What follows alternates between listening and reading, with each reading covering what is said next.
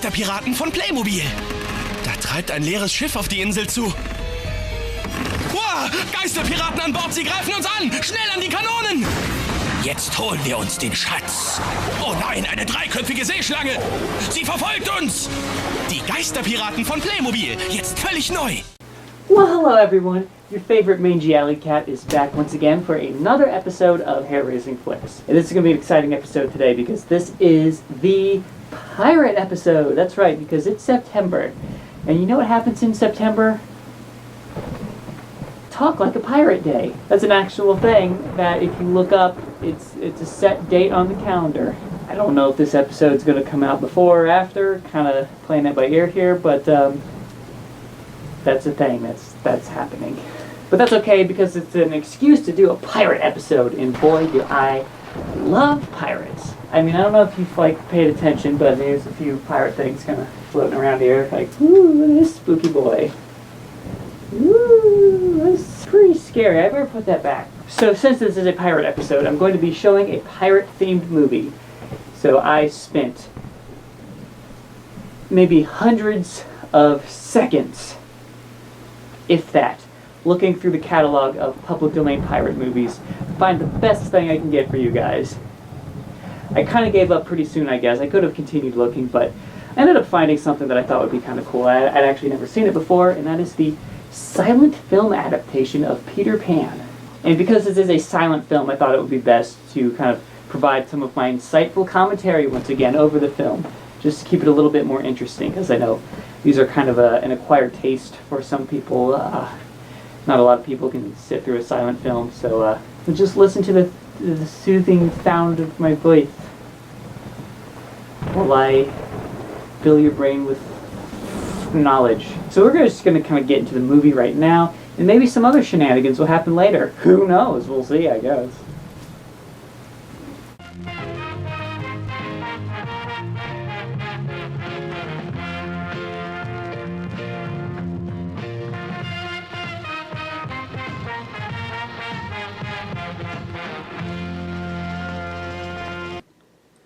Here we are, the silent version of Peter Pan. I don't know the exact year on this one, 1920 something or other.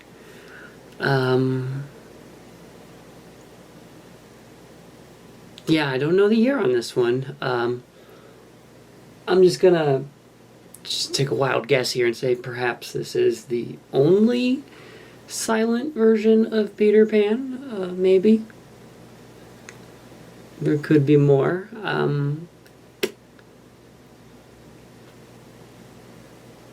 We'll just say this is the only one. So welcome back to one of these exciting commentary over the movie episodes.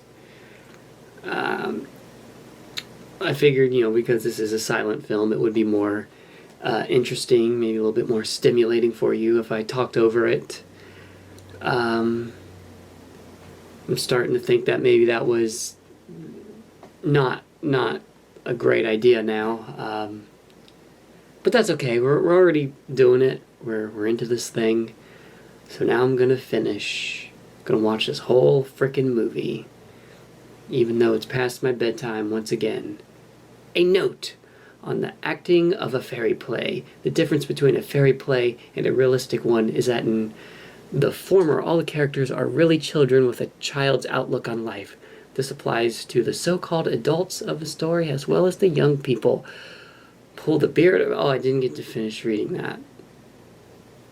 Dang it. This then is the spirit of the play and is the and it is necessary that all of you, no matter what age you may have individually attained, should be children. Peter Pan will... I didn't get to finish that one either. It kind of threw me off from the first one, and it too soon. Whatever, I think you get the gist. There's gonna be... just act like a kid, stupid. God. Can I explain everything?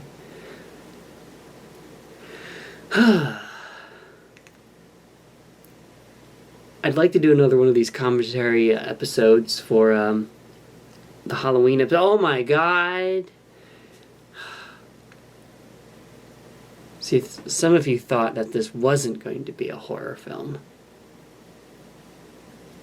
But then this thing happened. And I don't think any of us are too happy about it.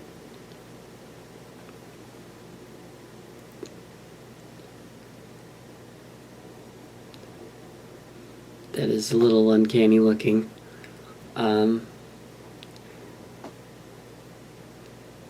Excellent craftsmanship, though. I'm sure that would look pretty, pretty impressive at any, furry convention.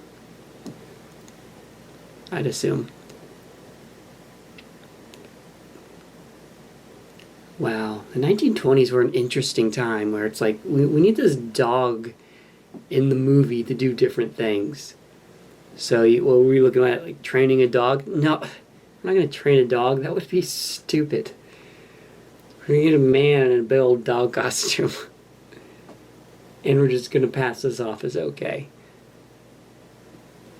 It's kind of interesting, I guess, because it kind of shows that, like, in the realm of early cinema, there was kind of like this transition from stage acting to film. Like, movies kind of started off as just stage productions being filmed. I mean, like, if you look at really... I'm recovering from a sickness, by the way. I tried putting off doing this commentary as long as I could, but it was just getting ridiculous. Just the damn boogers and coughing. They're just hanging around, not paying rent. It's a freaking mess. Oh my god, that's another spooky thing. There's a lot of spooky stuff happening in this movie. And I forgot. Oh yeah, just... You watch really old films and it's just like one static shot of a scene, characters acting like they would on a play. So it was like a slow process of movies becoming their own thing. And like to have a man in a dog costume, that's perfectly normal for a play. This is making me uncomfortable. I don't like any of that. I'm just going to keep talking. Yeah, it was just... This is perfectly acceptable. Have a guy in a dog costume has your dog, but if they made a live-action Peter Pan movie today, they would probably train a dog mixed with CGI. But either way, the dog has to look somewhat realistic. Like it has to look like a dog. It can't, that wouldn't pass to just put a man in a dog costume. It's ridiculous.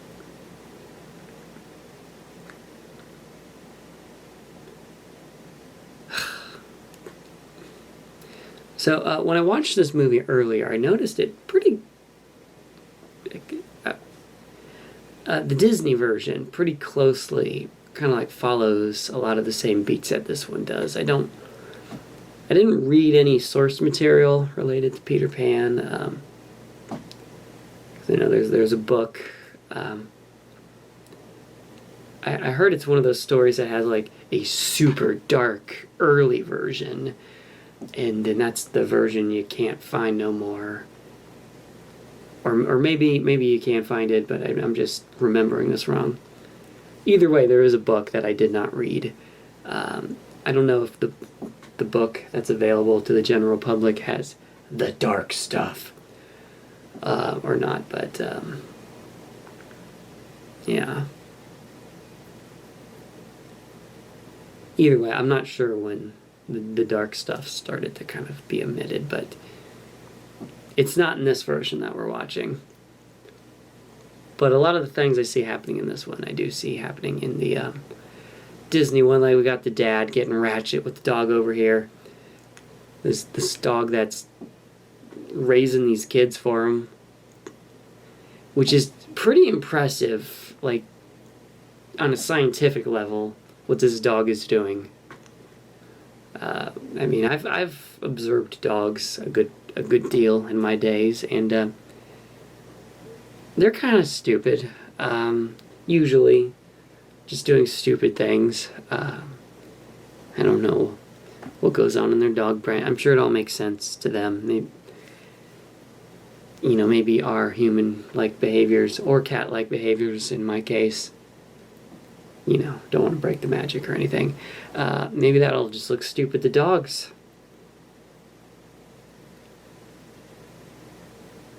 But in reality, the dogs are the stupid ones here. I just want to make that perfectly clear. Yeah.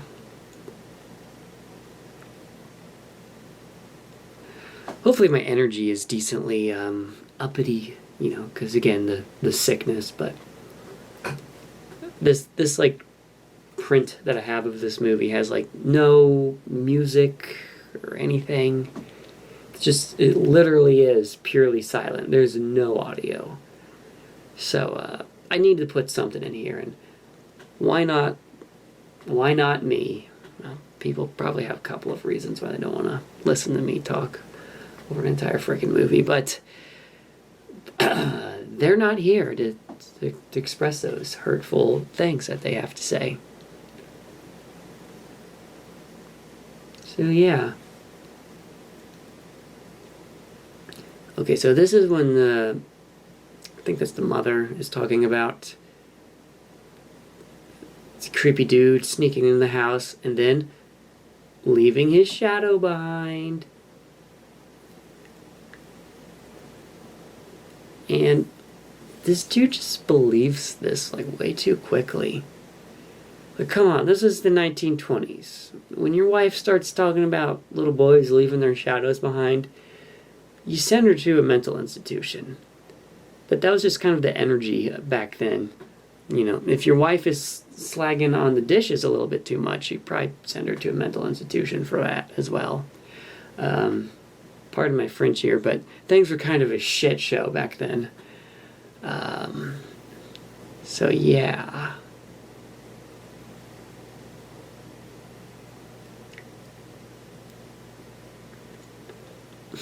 Actually heard about, I don't know all the details, but my grandmother was institutionalized, I believe, by the will of a shitty husband. John Carpenter's The Fog. This is KB Antonio Bay. Stevie Wayne here, and let me be the first to wish Antonio Bay a happy birthday. We're 100 years old today, and keep a watch out for that fog bank heading in from the east. 100 years ago, between midnight and 1, something unknown came out of the fog. Now it has returned. Oh, Jesus. 100 years ago, between midnight and 1, something unnatural came out of the fog. Now it has returned.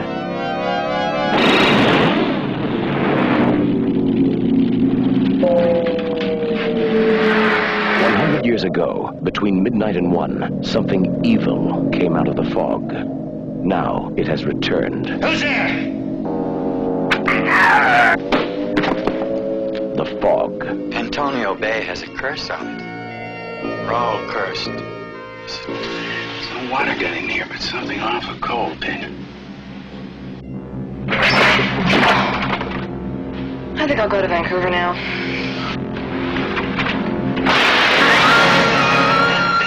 Where's the fog now? Well, it should be right outside my door now. Oh, there's something different about this fog. Dan, stay away from the door! Someone listen to me! Get inside and lock your doors. Close your windows. There's something in the fog.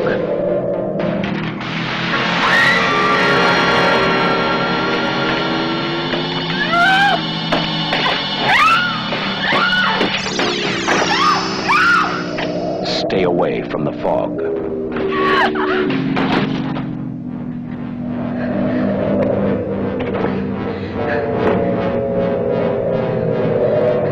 From the creator of Halloween, the ultimate experience in terror and suspense.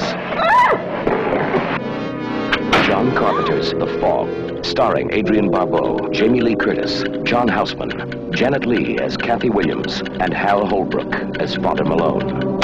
The Fog. What you can't see won't hurt you. It will kill you. Between midnight and 1, it will find you. Welcome back to the show.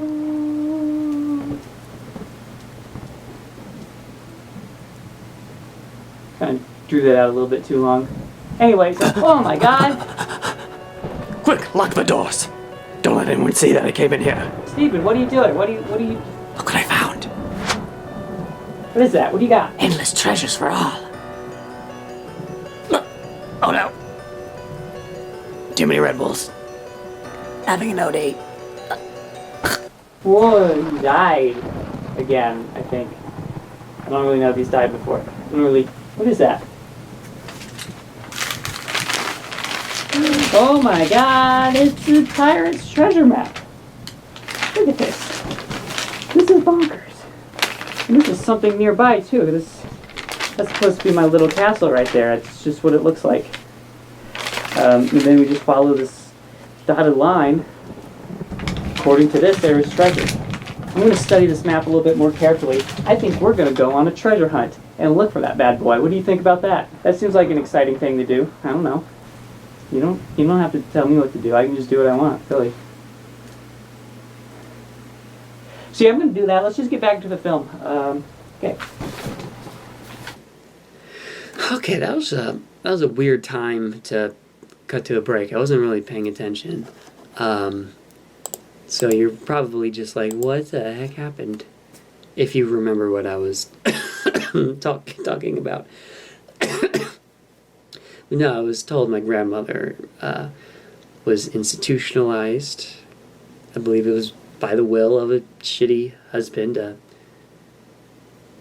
I think it's my biological grandfather, but I never knew him because he was shitty.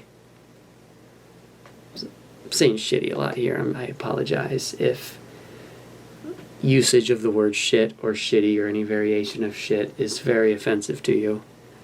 I'll try to cut that shit out. But yeah, that happened, and then she somehow escaped.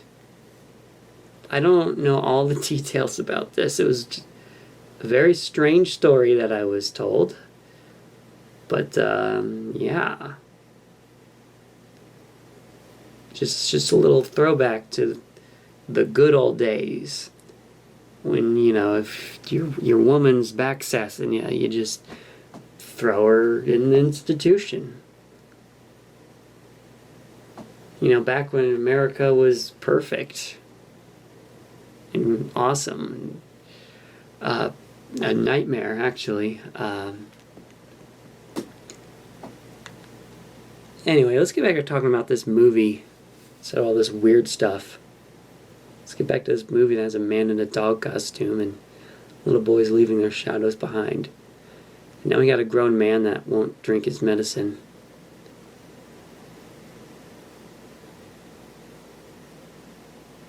It's not that big of a deal.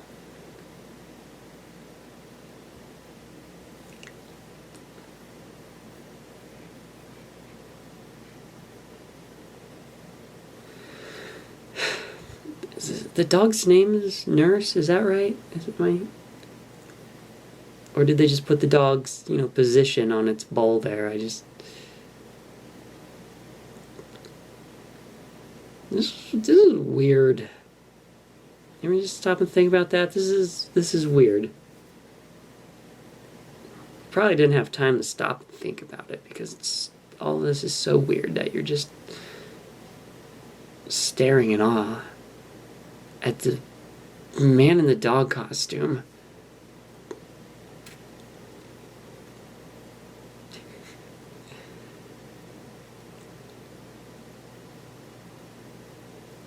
And now he's trying to get this dog to drink this medicine-infested water. And now this dog's getting a little tipsy here.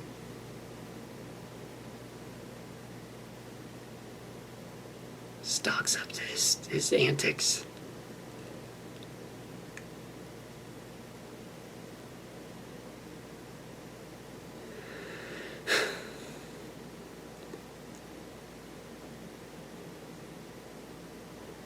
I feel like this takes a while to get to the Peter Pan business. We're spending a lot of time with this dog and this grumpy dad. Actually, is that the mom and the dad, or are they like owners of like an orphanage? I forget. I just watched this movie last month in prep for this, but I forget the situation. Okay, they're either mom and dad or mom and dad like figures. We'll just go with that. So yeah, we're spending a lot of time with Dog Man and Grumpy Dad and this medicine shenanigree. I guess if you made the costume for the frickin' dog, you're gonna get your money's worth, right? Like we gotta get some good scenes with this dog. Once they go to Neverland, the dog's not coming, so we gotta work that out. Who knows what that cost them back in the day?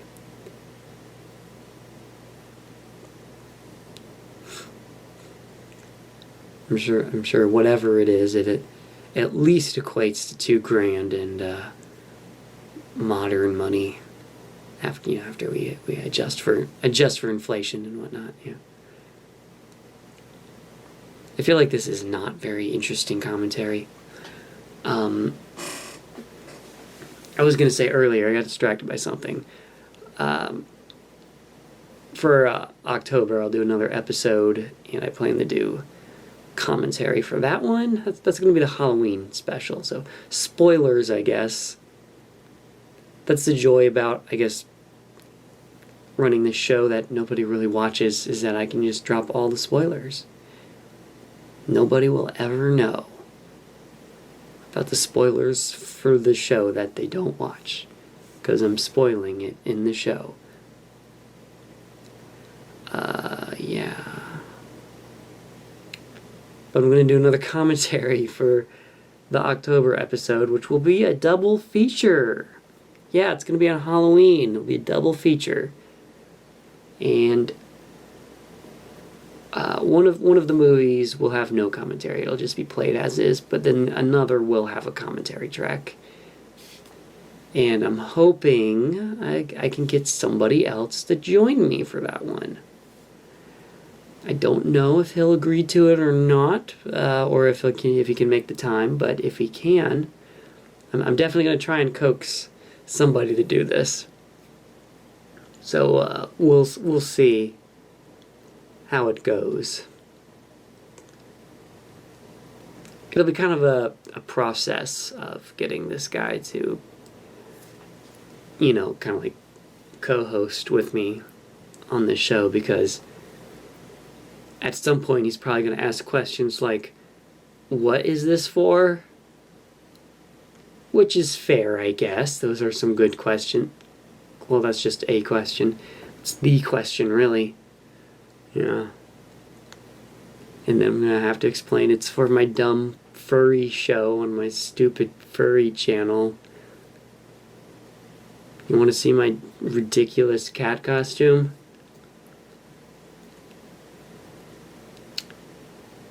And then if that all goes smoothly, then we'll just get right into that there commentary. And if you want more spoilers, the film I'll be commenting over is Carnival of Souls. I did a poll on Twitter for the Halloween episode, and it will be Carnival of Souls. The other movie will remain a mystery as of now. I don't want to spoil that. But I will just say that it's some stupid movie that I made, actually. Yeah. I made a stupid movie. I guess it's not that stupid. I'm moderately proud of what I did. But that's going to be the Halloween episode. Carnival of Souls and some garbage that I made. And hopefully I'll get a co-host to comment over Carnival of Souls. So we got Peter Pan and Tinkerbell here now. I'm wondering how they did Tinkerbell here. Well, that's kind of neat when they do the close-ups. It's kind of trippy, actually. But, like, when it's just like, is that just like... Oh my god. Okay. Is it just like some light-up prop that they're dangling from a string? How did they do that? It's effective, actually. I mean, it works.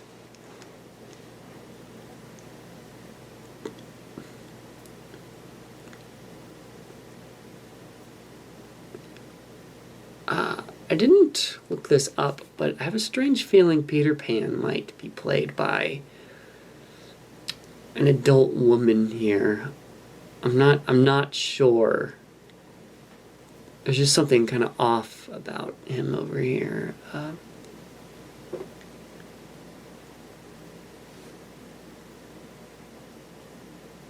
I could be wrong entirely about that, but I've heard that it's not uncommon that in like stage productions of Peter Pan, they'll get a kind of like a small, petite,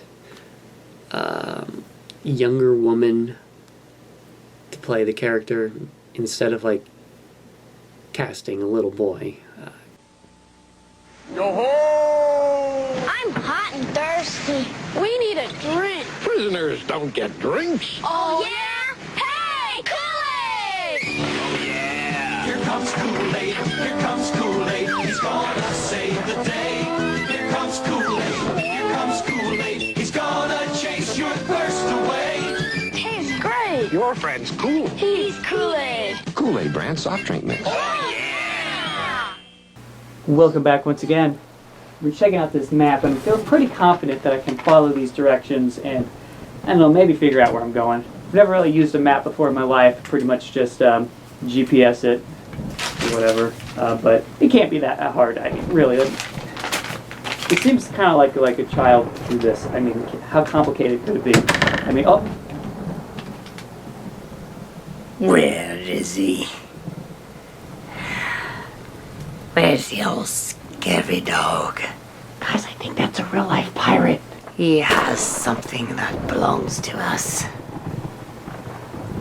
I can hear you near, child. I know somebody's moving. I may not be able to see, but I can certainly hear. Just tell me where the map is, and there'll be no trouble. He's looking for the map. I think we should just get out of here.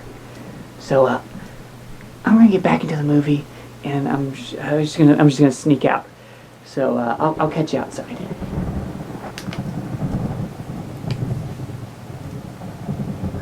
I'm not fooling around anymore. What is it? What was that? Okay, keep like not paying attention to when the breaks come in, and I don't get a moment to like wrap up whatever I'm saying, which is great. But like what I was saying before, it's not uncommon from what I've heard in stage productions of Peter Pan. They get an adult woman that kind of can pass as a little boy, because I guess that's easier than getting like a child and stuff like that.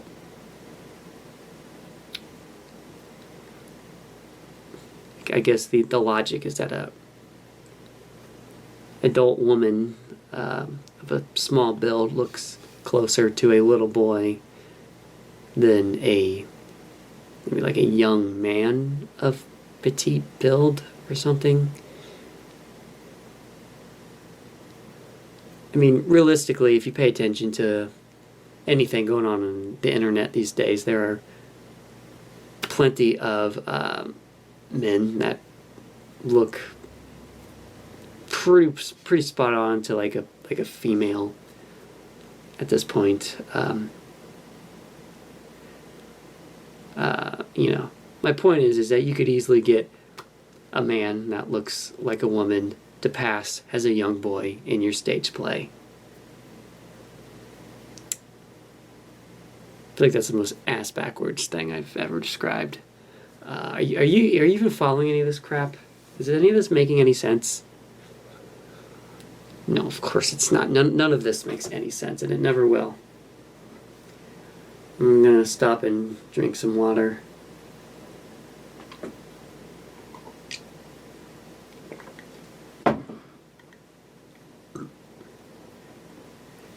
Had some coffee last time I did one of these commentaries. Don't really think I need to chug coffee every time during this. I really don't need it at all.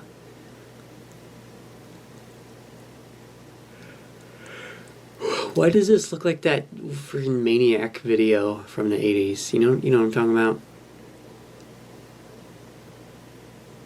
This is weird.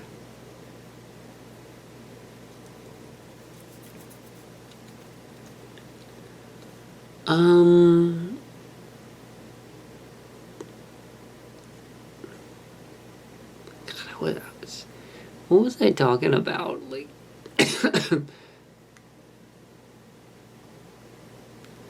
oh yeah, I was talking about the things I drink while recording these. That's a garbage topic. Let's just abort that right now. We do not need to continue talking about things I drink while recording.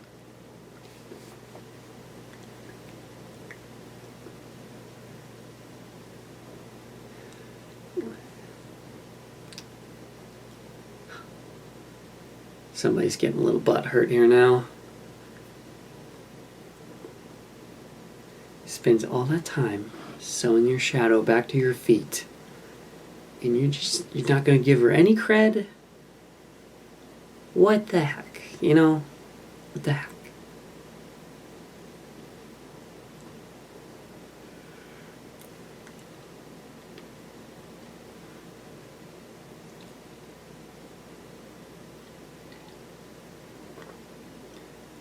Yeah, one girl is more use than 20 boys.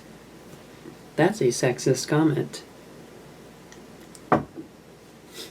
Yeah, but he's saying it to make her feel better. That's called pandering. Just saying whatever it takes to make her stop crying. I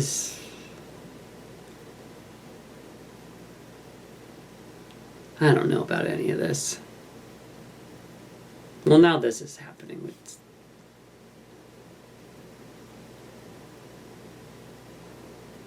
For a silent film, I'm really having a hard time just like keeping up with everything going on. It's just freaking dancing in the background. This is a mess. Oh.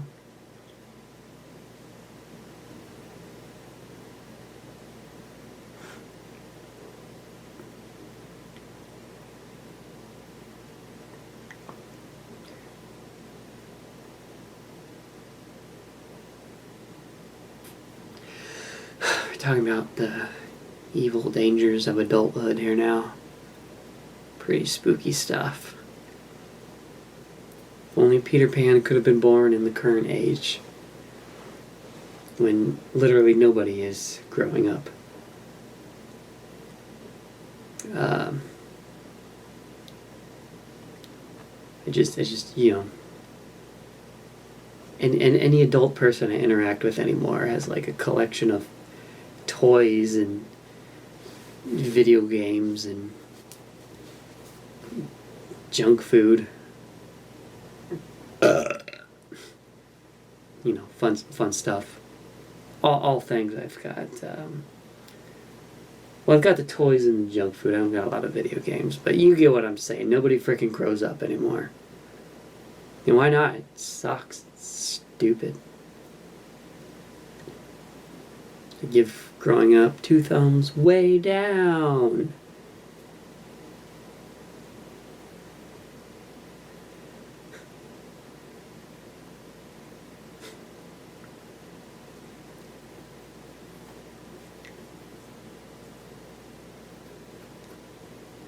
I guess there's a handful of people I see that decided to go the traditional route and grow up and be not interesting. There's a lot more of those people on my dad's side of the family that I see every now and then. And yeah, they're pretty boring. Kind of sucks sometimes listening to them talk about their uninteresting lives.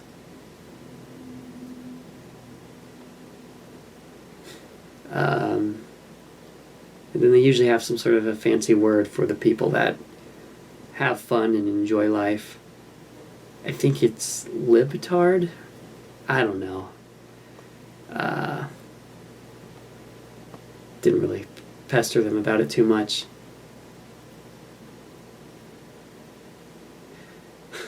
All of this kissing stuff is making me uncomfortable. The Tinkerbell effects are still pretty interesting here. I'm kind of liking what they're doing with the Tinkerbell.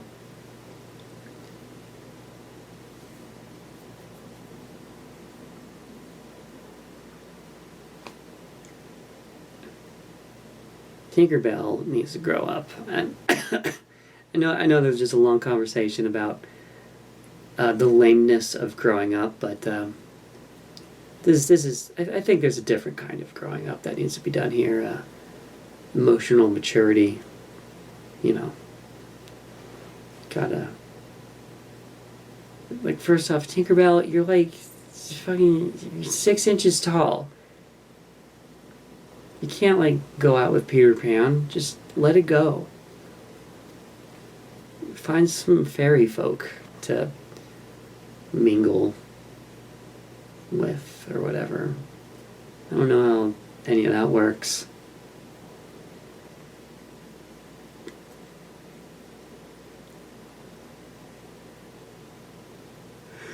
There sure is quite a bit of this movie left. That's great because I'm kind of tired and probably should have gotten the coffee now that I'm thinking about it.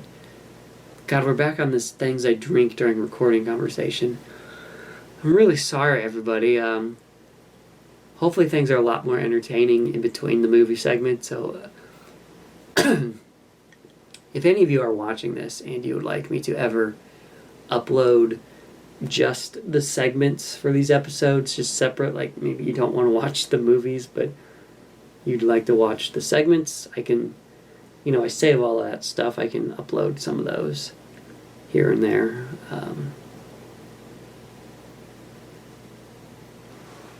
I mean, you'd be missing out on all this great content, that's for sure, but, it's your choice, it's up to you.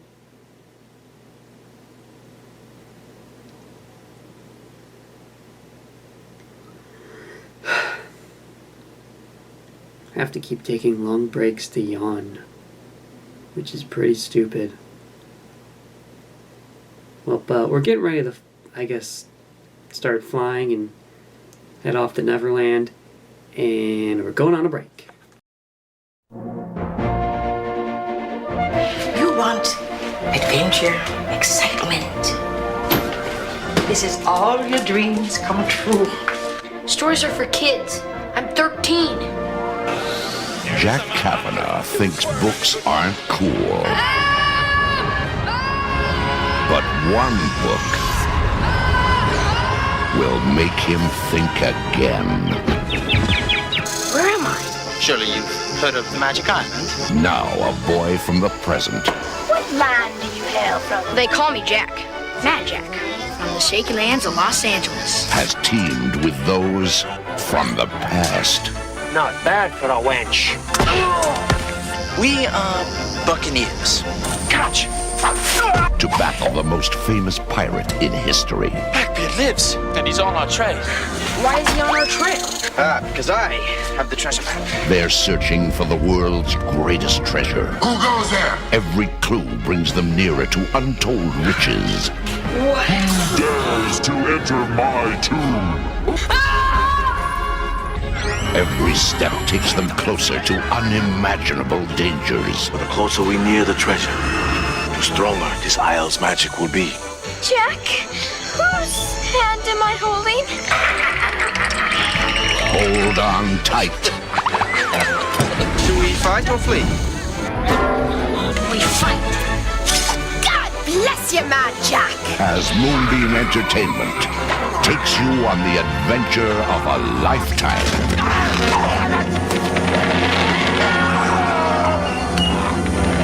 Just relax, sit back, and enjoy the show.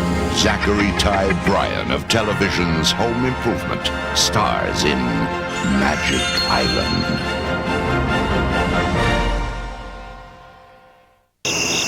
Alright, now let's see here. Oh, welcome back. Kind of spooky and dark out here right now. Can't really see too good, but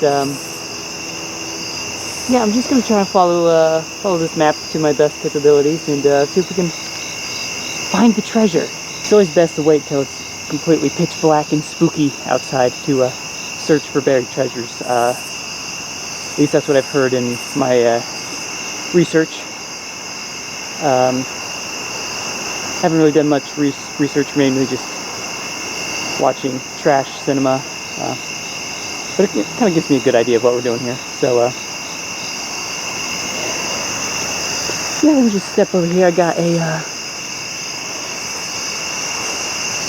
me a trusty dusty shovel right there, and yeah, that should be good. Doesn't seem like it's that far. We should probably be about there by the time we're done watching this next segment in the movie, so why don't we get that out of the way and, ow, okay. Oh, just ran into a tree. Let's just get back to the film. Right now, what are we doing? Welcome back to the show. I'm trying to sing right now, even though I still have a kind of sore throat, and it probably doesn't sound very good. And now we're flying.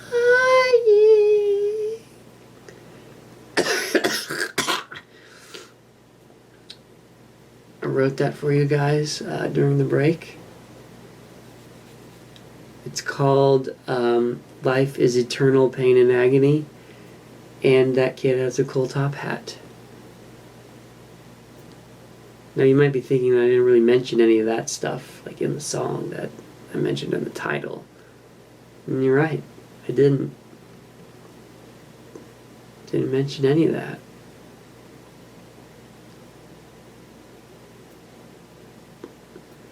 So we're getting ready to fly now, I guess. Peter Pan's talking about the intricate things involved in learning to fly or whatever. And you know, that kid, he flewed. So it was pretty exciting for him that he did that. Sure, we all like the flewed every now and then. She's fluding too. This is great. Everybody's fluting.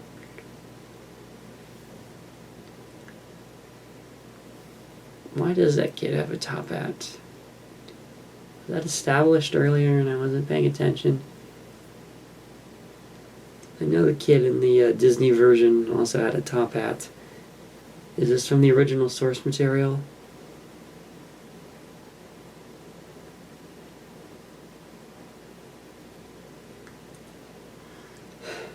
I don't know. The eyes on that dog are really haunting, aren't they? I don't know about that. Yeah.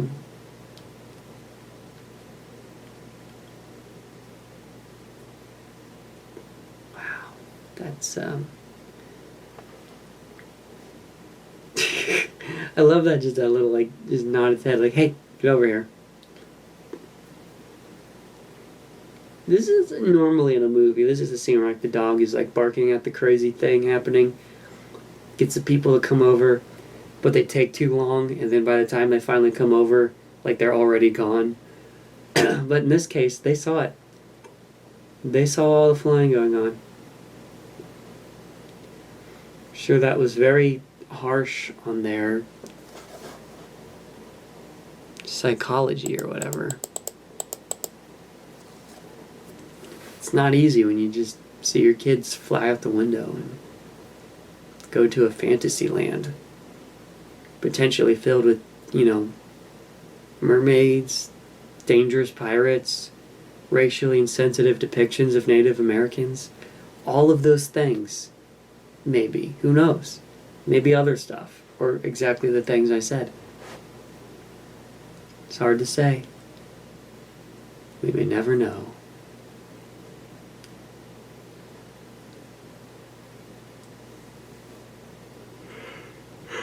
It's kind of too bad we didn't get a scene where they're like flying over the city and you kind of get like a aerial view of like maybe like a model set or something. That would have been pretty cool.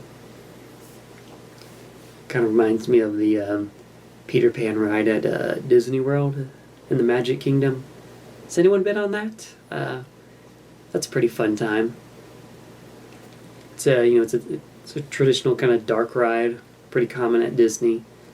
But the ride vehicles are shaped like boats, little pirate ships.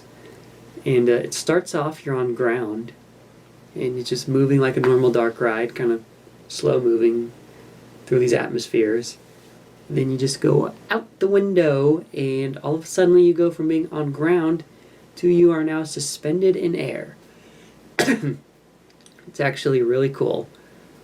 How it's just like you go from like this track on the ground, and then you attach to this rig above you. Oh, speaking of things that probably aren't okay. There's that.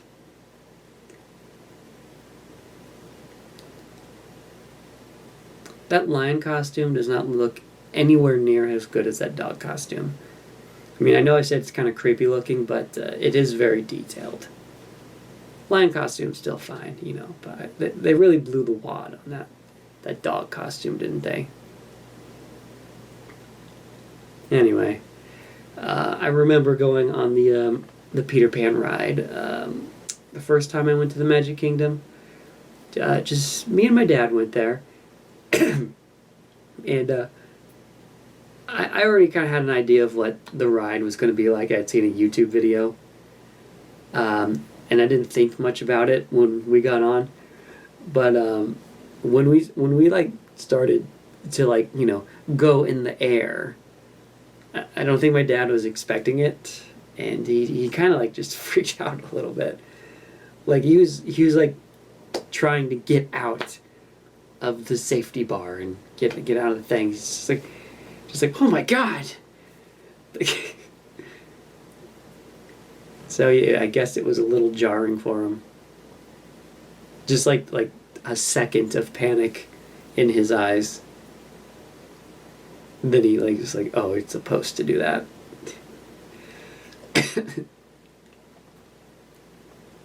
But so here we got Captain Hook now talking about the crocodile that took his hand. Actually, in this one, Peter Pan cut his hand off and then fed it to the crocodile. So now the crocodile has a taste for human meat, specifically for Captain Hook. He wants to eat the rest of them now. Which is interesting, I guess.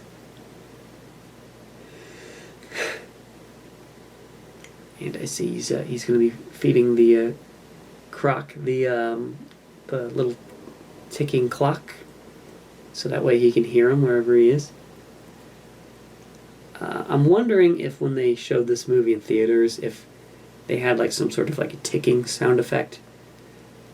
Because apparently when they used to show a lot of these silent films, they had like a live kind of orchestra kind of at the bottom of the screen to like play the score to go with the movie, and then I think they would occasionally have like some sound effects as well, depending on what's going on. And I feel like this is a situation where they probably had like some sort of ticking sound effect. Yeah, I mean, they're kind of trying to like visually show the ticks with their like the moving of their arms. So that's neat. But I figure they had to have had some sort of sound effect or something. There's probably like prints of this that have sound effects added. Like usually when I watch the silent version of The Hunchback of Notre Dame, as you might know, bells are a big part of that movie. So most versions I've seen have bell sound effects. guess we could talk about the Lost Boys here. And how they look like a bunch of furries.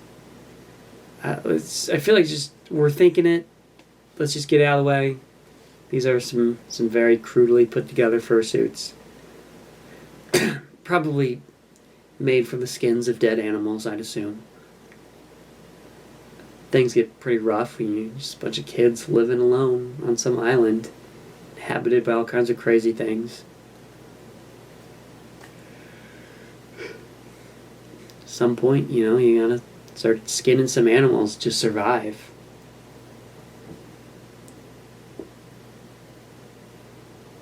Oh, and this is where they shot Wendy with an arrow and they're now mourning. This is a weird sequence.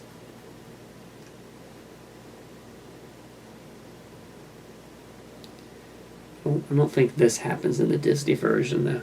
Shooting Wendy with an arrow, and she's laying there dead. I don't think she is dead. I think it's... I forget what's going on.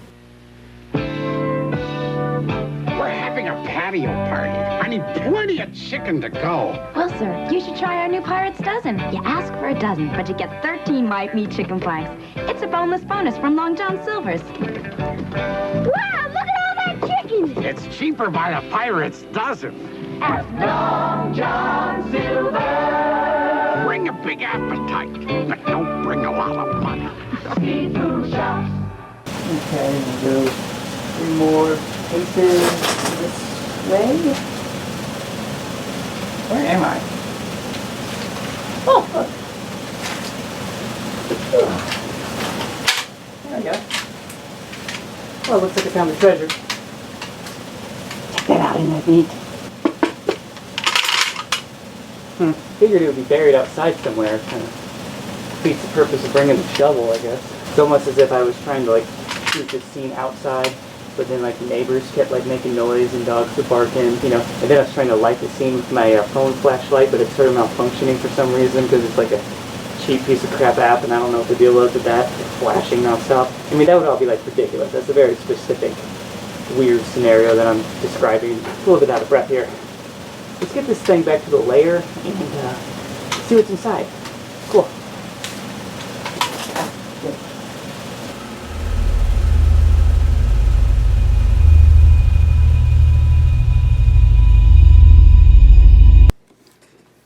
Welcome back to more dead girls shot with arrow by a bunch of savage furries in the wild. I mean Peter Pan.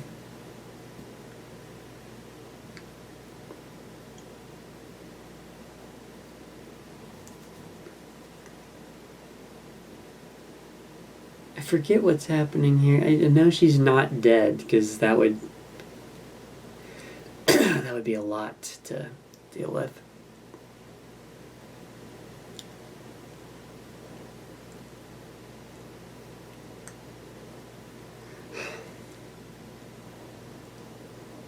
Yeah.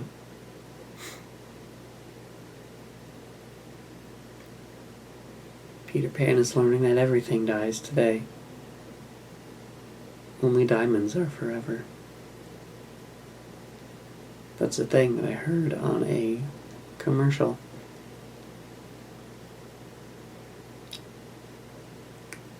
Okay, so Peter Pan was definitely just about to kill this person who accidentally struck this girl down with an arrow.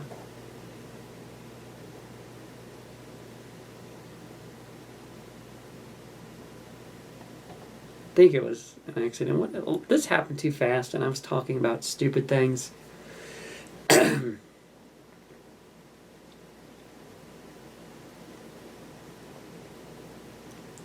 feel like this scene doesn't really add a lot to anything.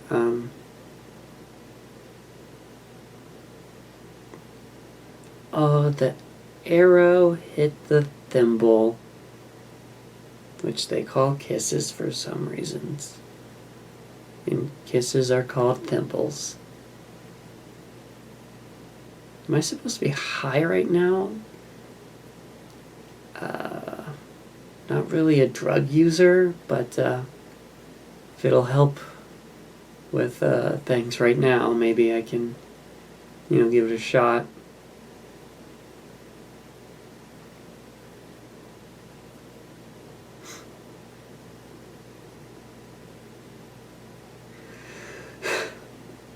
I really am not a user of narcotics, drugs, or anything, but I've frequently been accused of the exact opposite. And I remember one guy actually asked me, like, where do I buy my stuff from? What are you talking about? I'm just like this, dude. I'm just like this. This is me trying to be normal.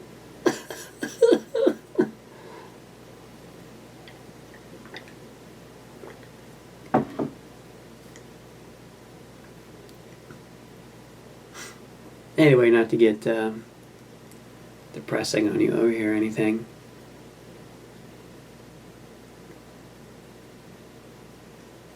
I wonder if in a weird turn of events, if I just started smoking a bunch of pot, I would just act like a normal person. Is that how that works? Like saying, oh, look at this. That was some decent effects work there.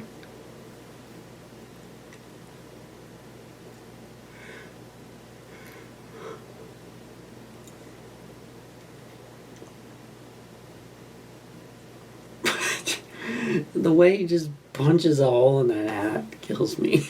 Love it. There's just no thought. It's just like, hat, yes, punch, chimney. There we go.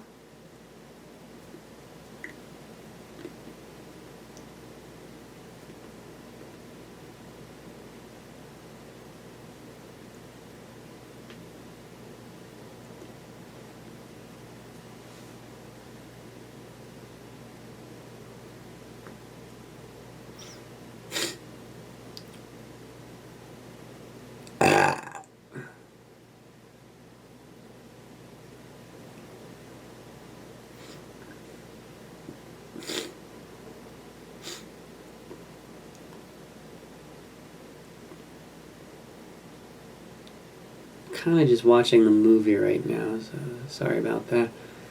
Well, this is the part where they're trying to get Wendy to be their mother, which is weird because she's a child and probably shouldn't be in charge of a bunch of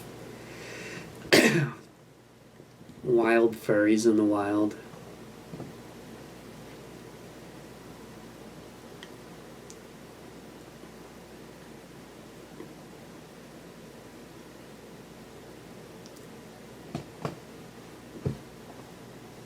Might have missed it. I think this is where she says she'll be their mother, but only if Peter Pan is the father.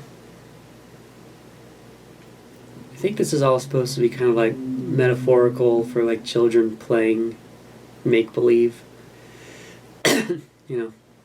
Make a house out of random mismatched stuff and pretend to be mommies and daddies because that's fun for some reason. Or you could be like the cool kids that are pretending to be pirates over here.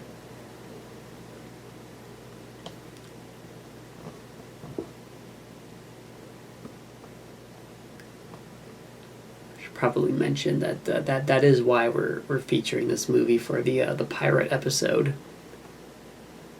It's because this movie does have pirates. And they serve a pretty prominent role, I guess. Wow, here's some more of this. This is a racism so nice, we showed it twice. These characters also remain in the Disney dark ride attraction, don't they? Yeah, I don't think they've dealt with that yet. I mean, doesn't particularly bother me too much, but I'm also not Native American person, so maybe it hits different.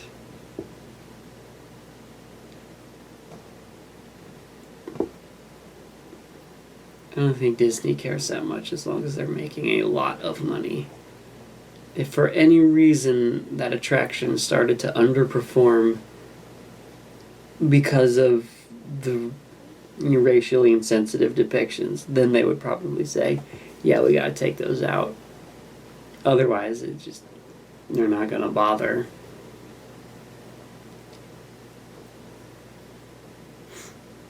It seems like a very Disney thing to do, I guess. I think it would kind of make sense because it's just a small little section of the dark ride, if I recall. It's not like a humongous scene. It's just like, oh, there they are.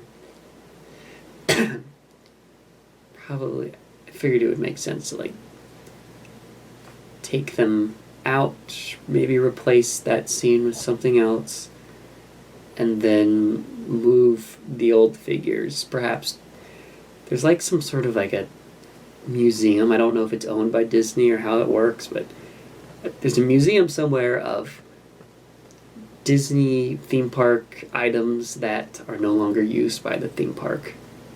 Like they have like the animatronic hitchhiking ghosts from the Haunted Mansion, which have been replaced by the digital ones now.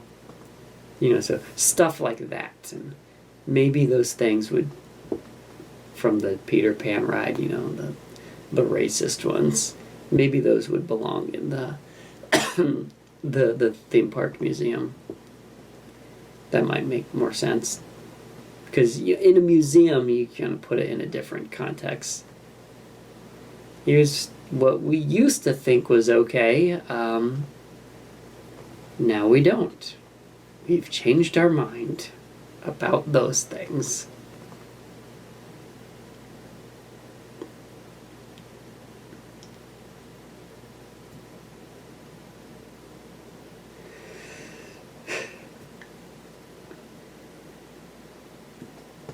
I hope this conversation about racially insensitive figures in a dark ride is not bringing down the mood, because I feel like it was never really up to begin with.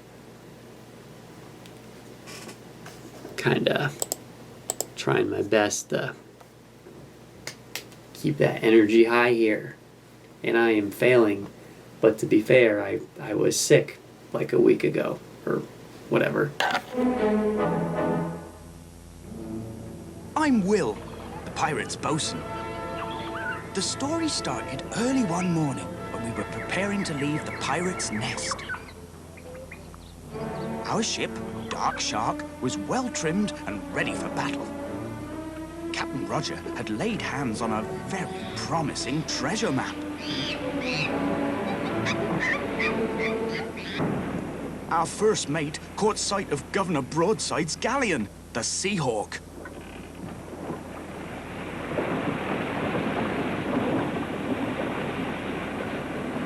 This was serious. Broadside wouldn't let us get away.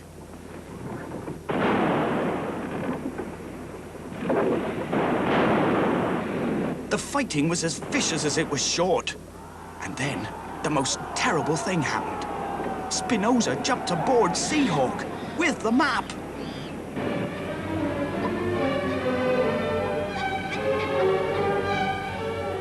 Captain Roger was so angry with me for losing the map that he cast me adrift on a raft. Meanwhile, he tried to recover the map by entering the governor's fort.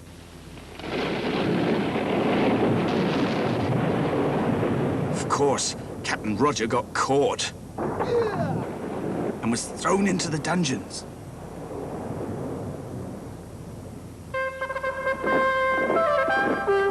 The following morning, Captain Roger was sentenced to walk the plank.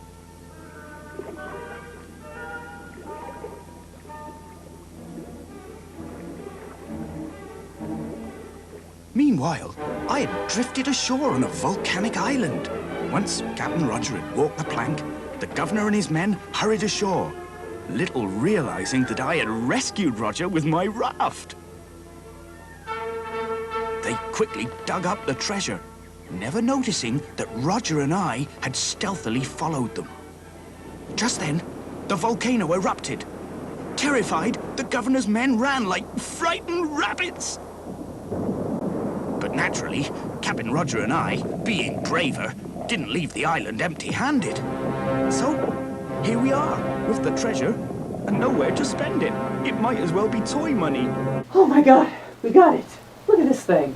It's a freaking treasure chest. Let's see this backwards, hold on. There we go. It's almost a little too easy. I'm surprised that there wasn't, like, I don't know, more obstacles in the way or something, but here it is. Not even a lock on it. That's pretty impressive. Well, actually, it's not. It's incompetent on part of whoever hid the treasure and tried to, like, secure it, I guess. But for me, it's pretty sweet. I'm just going to open this and see what we're dealing with. Oh my god. Dude, it's loaded with candy. Do you see this? Oh, I love these. Gummy candy body parts. It's so much fun. Just any kind of disgusting candy is top tier for me. Even if it doesn't taste that great, I really love this stuff. Like, this was a bloody foot. Oh, wait, what's this? Oh, that's a brain. I got a brain in there. You ever see these? It's like plastic vampire fangs that come with a little packet of cherry-flavored fake blood. I mean, it's just pure sugary syrup crap, but I love it. I'm all about it. Oh, no way. Dude, girl, get out of here with this. Kool-Aid popping candy. It's basically Pop Rocks, but, Kool-Aid flavored. Oh my god, that's so awesome. I'm just going to relish in these treasures a little bit more, I suppose. And we'll get back into the movie.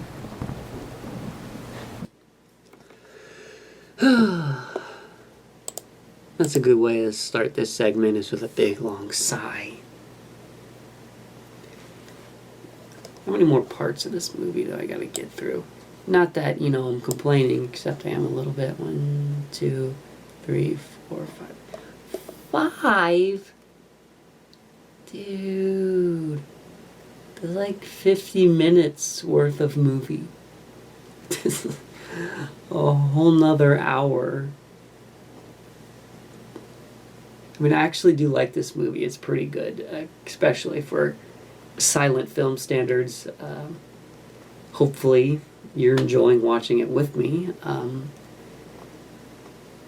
think it's got a lot of cool set pieces, a lot of imagination going on here. Like, look at this business going on here. These little tiny people getting brushed away. And I think one of them may have died from that broom. But, who cares? Whatever. There's also this stuff.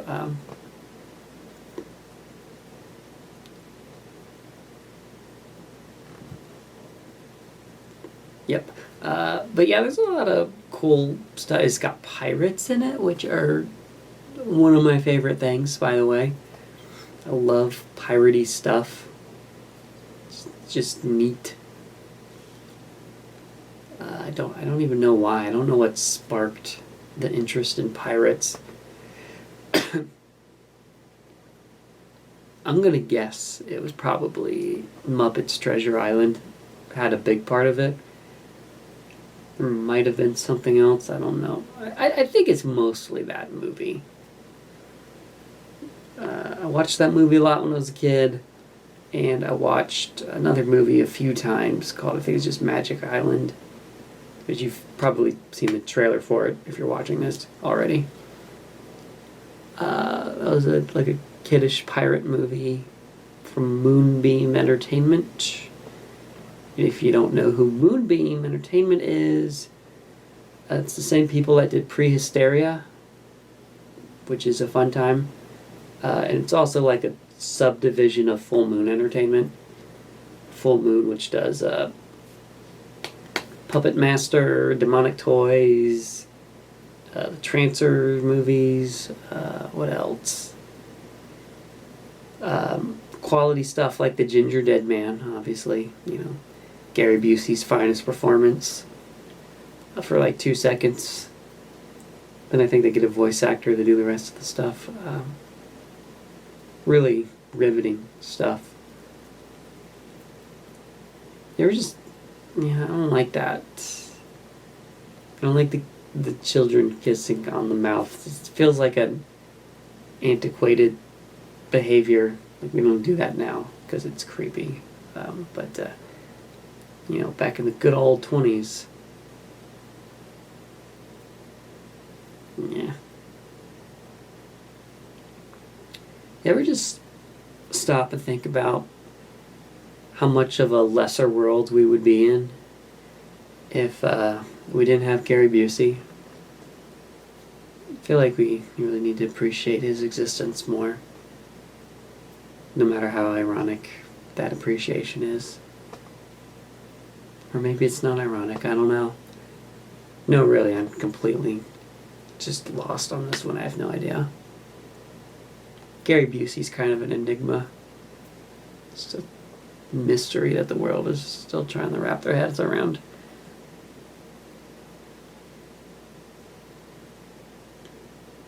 So yeah, Full Moon Entertainment kind of branched off into Moonbeam, which Moonbeam was like their little subsection to do children's entertainment.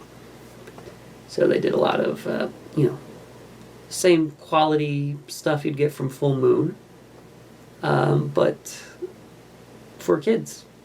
So we got Prehysteria movies,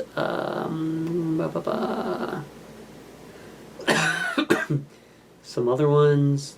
There were some good ones. Then there was also Pet Shop, which is terrible.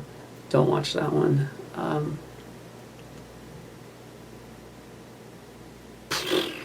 But yeah, I was just trying to like name like things that sparked my interest in pirates.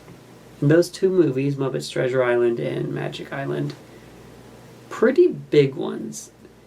You know, another thing that might have been huge for me were the Lego Pirates. The Lego Pirates line. That was kind of a big deal.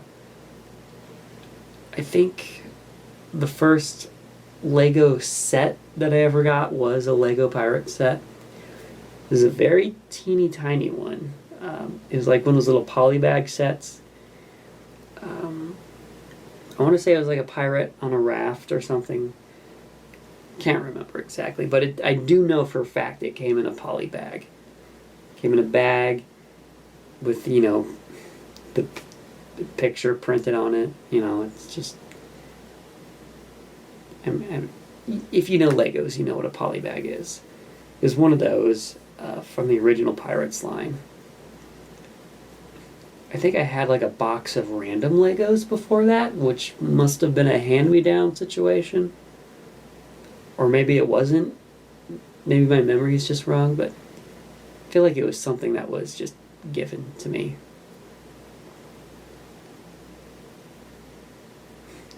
Fun fact, that random box of Legos was the first time I ever saw a Lego minifigure in my life. Because I was just rooting through this box of parts and pieces, and I get to the bottom and I just see one Lego man in there. Just like a basic smiley face guy with overalls. Oh my god. This is a game changer for me right now.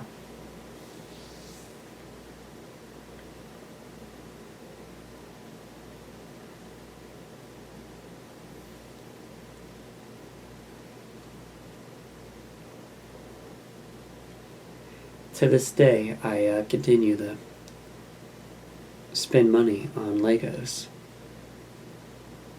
Because that's the kind of life I'm living.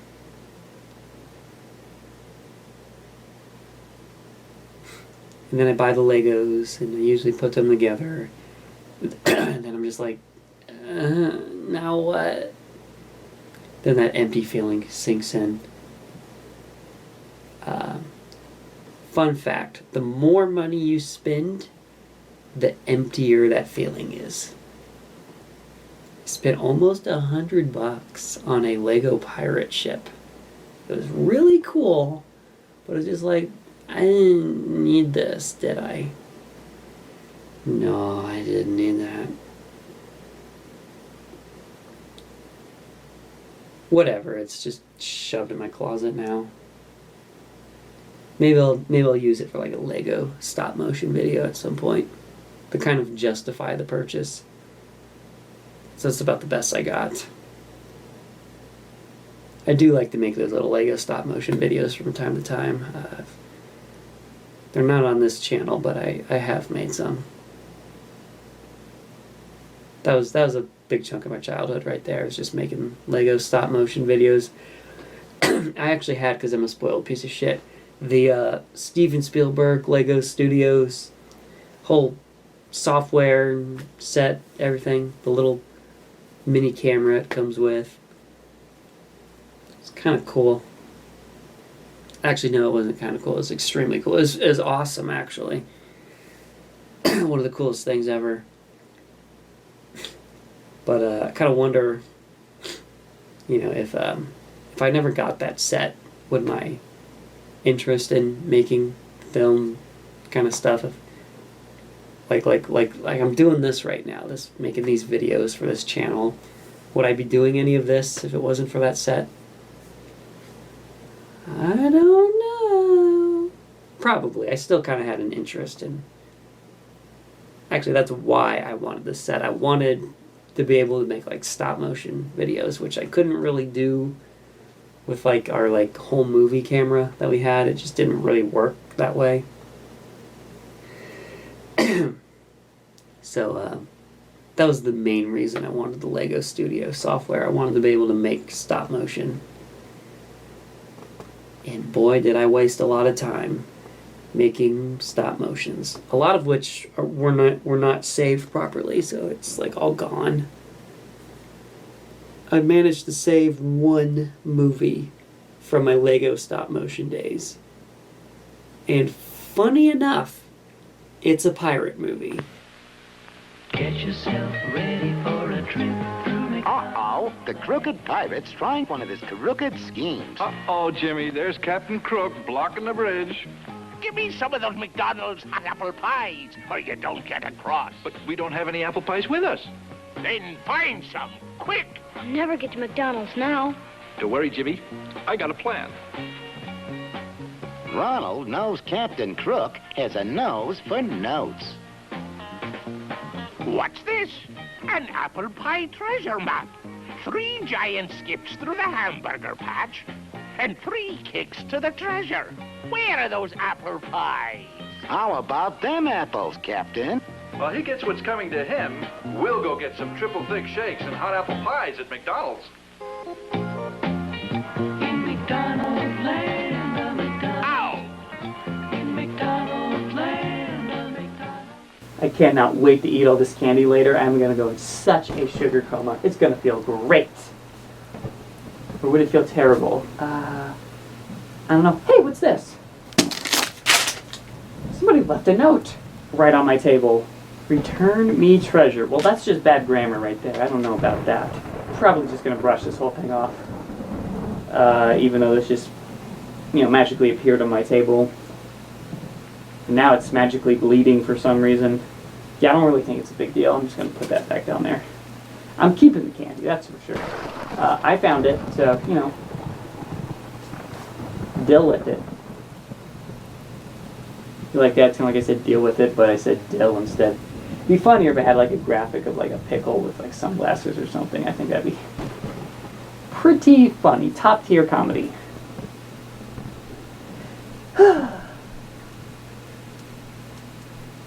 Blood is dripping on the carpet now.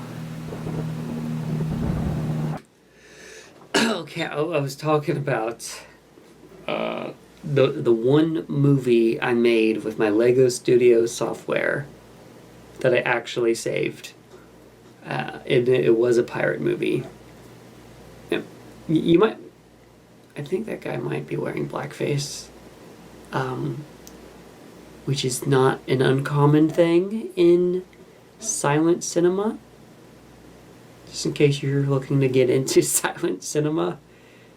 There's that.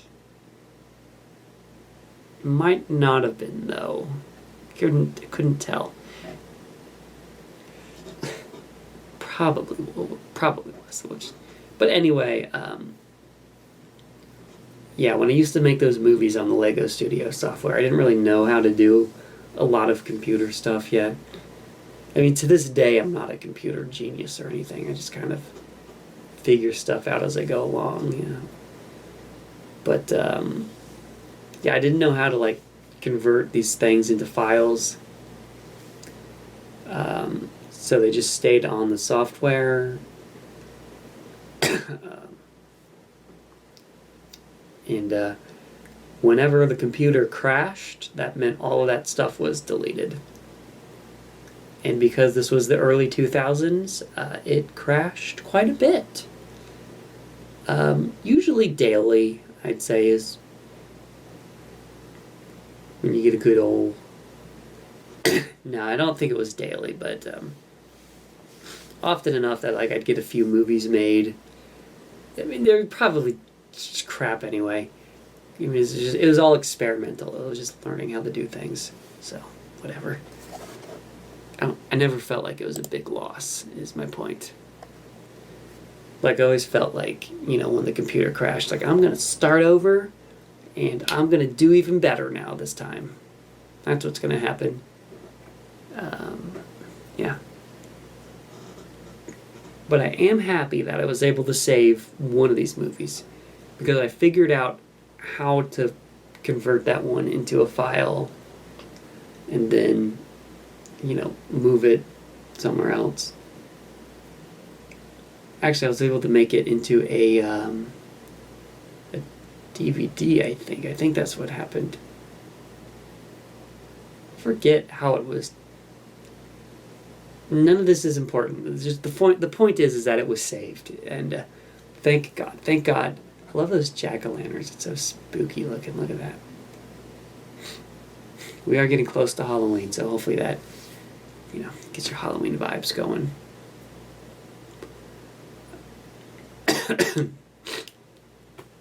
Is that good booger AMSR right there? Is it AMSR or AS? It's not important. We're talking about my Lego movie.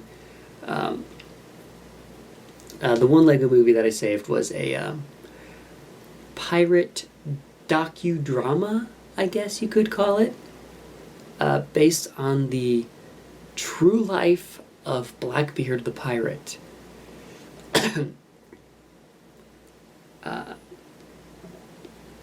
Yeah. And you might be wondering, is this a good source of education if I'm looking to learn about Blackbeard the pirate? And the answer is no, it's not. It's not very good. I kind of did probably minutes of research. I think I had a little pirate book, literally a little tiny pirate book that just smaller than a DVD case. I'll put it like that, you know. And it talked about just a few different notable pirates. Blackbeard was one of them, so I learned a bit about Blackbeard through that. And then I think I might have done a minimal amount of online research, but I doubt it. I was mainly just using this book for resources, and then because I was kind of young, I feel like my brain didn't process it totally good, and then I tried to make this crappy movie with this kind of janky software, which, the software came out in the early 2000s. It was janky. The camera was not great quality. And I think when you use the camera with the software, it has to condense things, so the quality gets lowered even more. And then the voice recording feature was not great, so it's really just... The movie's a mess, is what it is. I'm kind of regretting not just in between the breaks featuring that movie on here, just so you could see it. It is embarrassing and cringy, but if I present it in the context of this is an embarrassing, cringy movie that I made, then maybe it's not so bad. I mean, the embarrassment that I would feel is not so bad. The movie is that bad. I think it's not even that long either. I think it's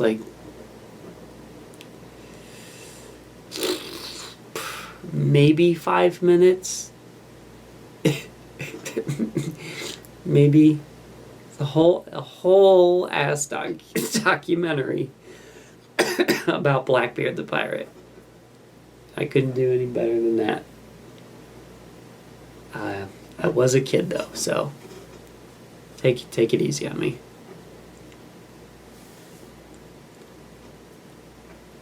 It might be fun just to make another, like a follow-up movie to that one. Just freaking decades later. Well, maybe not decades. It's like, it would be when did I make that?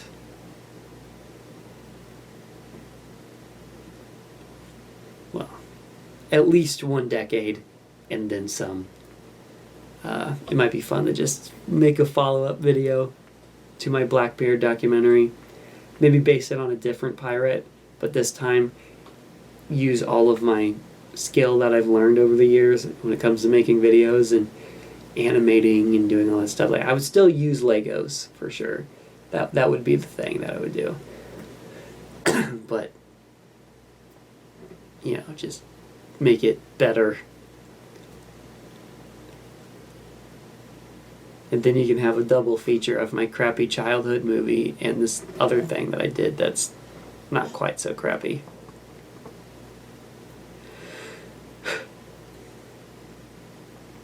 I wonder, is it Anne Bond? She's the lady pirate. She might be a good one to base it on.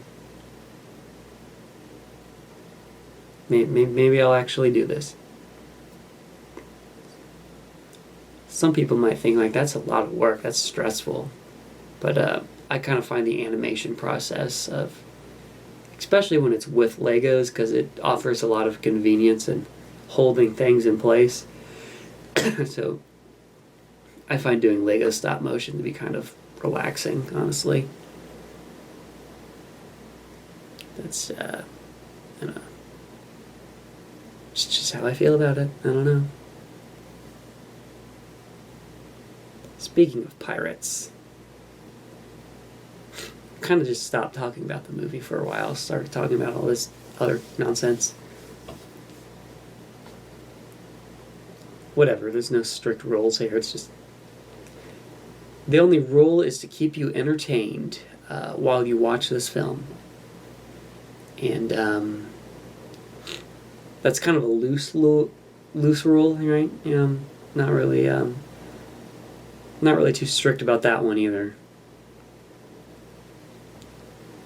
Kind of feel like I'd be in a lot of trouble if I tried to pass some of this rambling off as entertainment.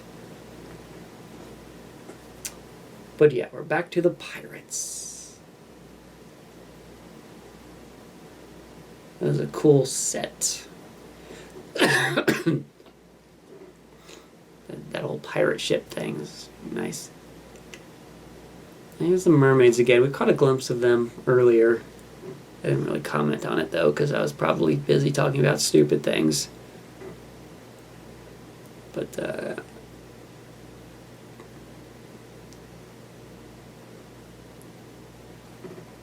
I just love looking at that pirate ship in the background. I wonder if that was like a miniature or a matte paint. Probably not a matte paint. Here's your happy meal. Pirates have taken over McDonald's. I can get a swashbuckling pirate toy just like Disney's Pirates of the Caribbean in my McDonald's Happy Meal.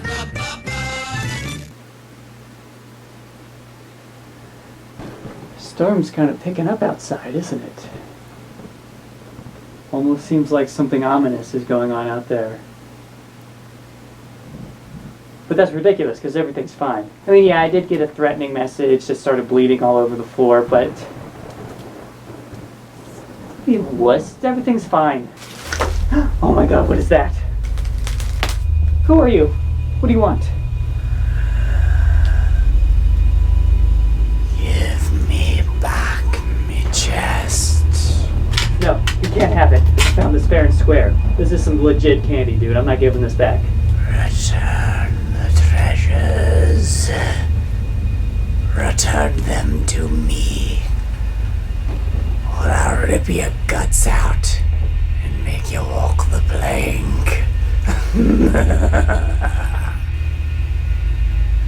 Where'd you go? Where did you go? Oh my god. Okay, that was another pirate. This one of the ghost variety, I suppose. Down there. I'm gonna have to do something about this. This seems kind of serious. Should I return the treasure chest? Yeah, I think I'll return the treasure chest. But while I'm doing that, we're gonna get back to the film. Because, you know, there's some good stuff going on probably. I don't actually know where we're at in the film. I just don't plan this stuff out very well.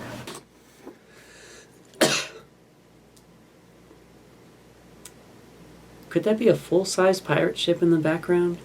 I'm still trying to figure this out, okay? Look at that thing. It's just like looking at old-timey ships. I don't know. Preferably ones that are ransacked by pirates, I suppose. This is kind of neat, seeing the mermaids swim out in the water. It's pretty... You know, I mean, you think about, like, this is a silent film from 1920-something. This is all pretty ambitious. The production value on this is not that bad.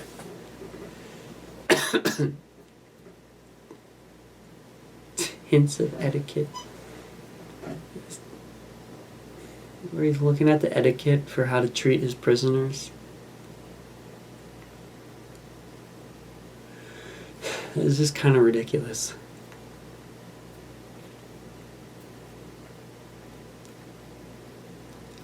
I feel like this version of Captain Hook maybe is not quite as goofy and silly as the Disney version would kind of go into, but still he's got kind of a goofy vibe to him.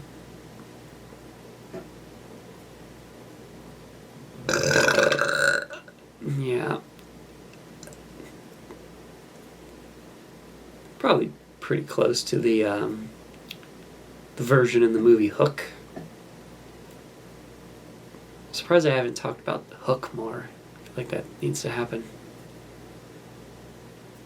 That's a fun movie, isn't it? What's the general perception of that movie right now? Do people still like that movie? It's always weird when it's like you grow up with a movie that you love, but then you enter the age of the internet and you start hearing other people's opinions and it's like, oh no, apparently people hate this. I think I thought that might have been the case with Hook at one point, because the Nostalgia Critic did a review of it and he, you know, dogged on it pretty hard, but I don't think anybody cares what he thinks anymore. And he kind of dogs on everything. Like, it's not about, like, this is a bad movie, so let's make fun of it. It's about, I need to make a video, so I'm just going to force jokes to make fun of things. I don't want to get on a whole Nostalgia Critic rant. I feel like I have a lot to say about that.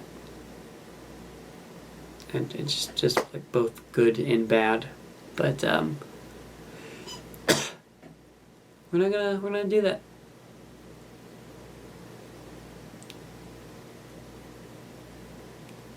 What is this? Okay, did we catch the bit about the kids saying something about being faithful to the Stars and Stripes? I feel like there's a weird patriotic vibe going on with some of this movie. There were some other comments like that before that kind of made me think that.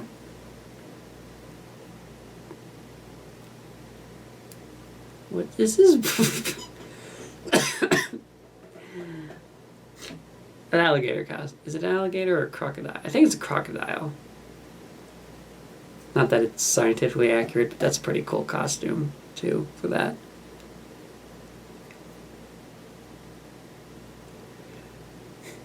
I'm paying really close attention to that black man in the background. He turned away, but I'm trying to debunk if this is blackface or not. Because, you know, they really put a lot of effort into their blackface back in those days. It's a really fine art, I guess.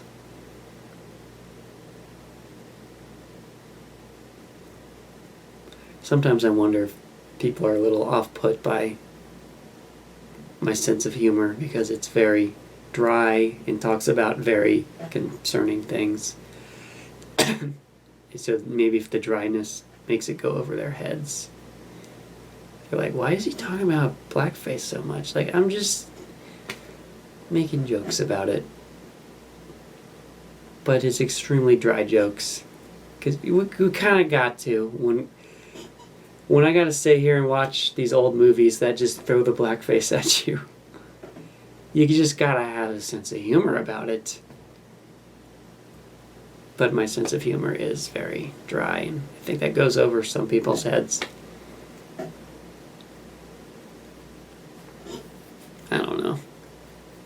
I'm starting to get kind of tired right now, and I would like to go to bed. So if things are seeming a little disjointed at this point, that is why.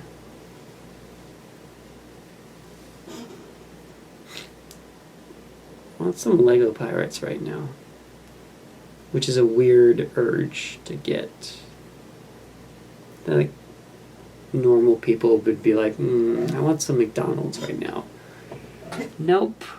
I just want some Lego Pirates. Like, ones I don't have already. And then I'll look at them for 5 seconds and be like, I don't want this. And then I'll put it in a box and never look at it.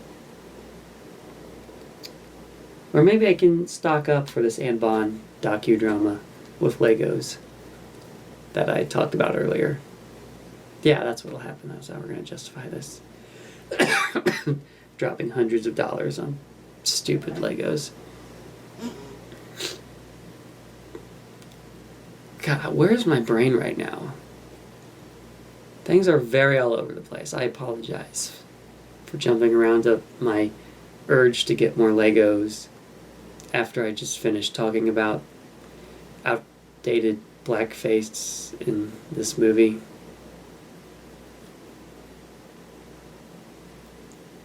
Or at least I think it's blackface, maybe. Wonder if I can't tell because I'm just too tired.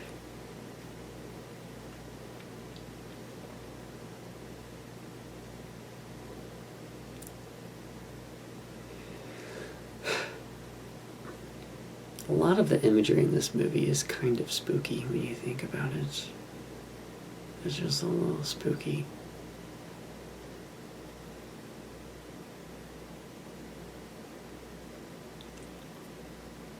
God, 2 more parts after this. I need to sleep.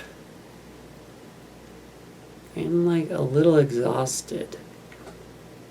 I'm attempting to get into exercising a little bit more. So I was doing some exercises while watching what may or may not be a dated 80s exercise video. Actually, you know that exercise video from Friday the 13th Part 4? It's not that one, but it's part of the same series.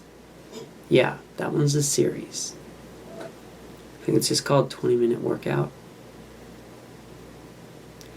Anyway, I watched that and I wasn't ready. I wasn't ready for it. It was too much for me. Really kicked my butt. And I'm definitely not flexible enough to accurately do everything depicted on screen. But whatever. I tried. And I felt the burn, I'll say that. I felt the burn. got that exercising going, yeah. It's good stuff. Good stuff. Where's my brain right now? I'm so tired. Why am I talking? Oh yeah, I just wanted to talk about the exercising situation. That's why I'm extra tired.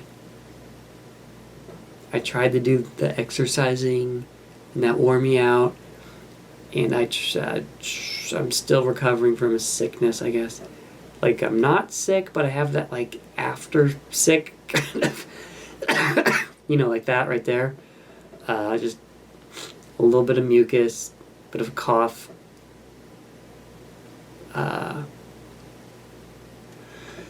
Yeah. Exercising and sickness recovering. It really tuckers you out. And I'm not drinking caffeine. That's the big thing. I guess. Whatever, we're cut to a break now. Centuries ago, a legendary treasure was buried on a remote island. And there's only one living soul daring enough to find it. Hello, everyone. Captain Abraham Smollett is taking command. This voyage has begun. To wherever the wind may take us. Hurry, Rizzo! I'm going as fast as I can. But there's trouble afoot. Beware the one-legged man. He's the one to fear. Long John Silver. At your service. One leg, Jim. Count 'em one. Now, the captain is being pursued by pirates. Pirates? We're sailing for buried treasure. We're gonna be rich. We're gonna be dead. Surrounded by danger. Terrific. Captured by crazed wild pigs and sacrificed hideously before a pagan altar. Are we lucky or what? And haunted by his past. Bonsoir, mes amis. Smalley, can it be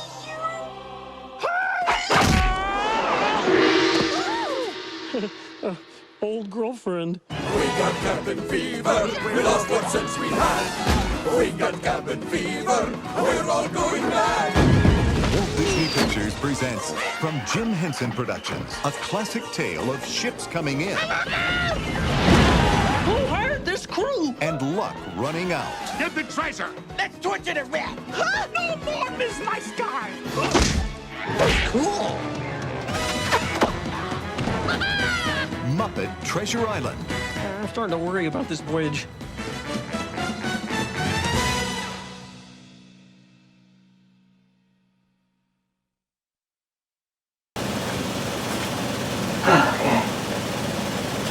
Okay, I've made it back here. I've right you back your chest. Just gotta kind of put it back where I found it, I guess. Oh, there we go. Okay, that's cool, I guess. Whoa, whoa, what? Do you see that?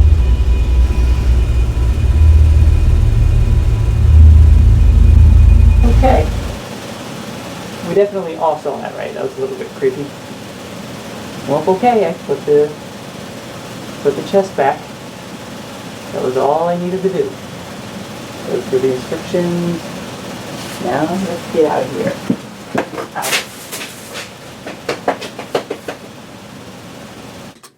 Welcome back.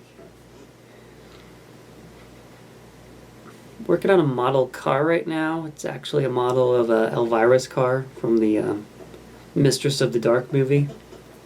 Which, if you haven't seen that, quit being stupid and watch it. And the glue and the paint that I have on this piece that I'm holding right now, it's all pretty fresh at the moment. And I'm just kind of, just kind of smelling it. It has a very weird odor. It's a non-toxic glue. And it smells kind of citrusy. The toxic stuff smells like death in a bottle.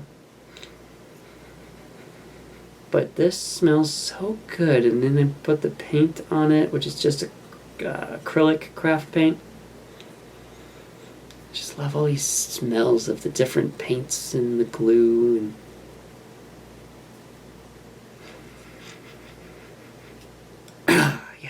That's the good stuff right there. Sometimes you just gotta huff some glue.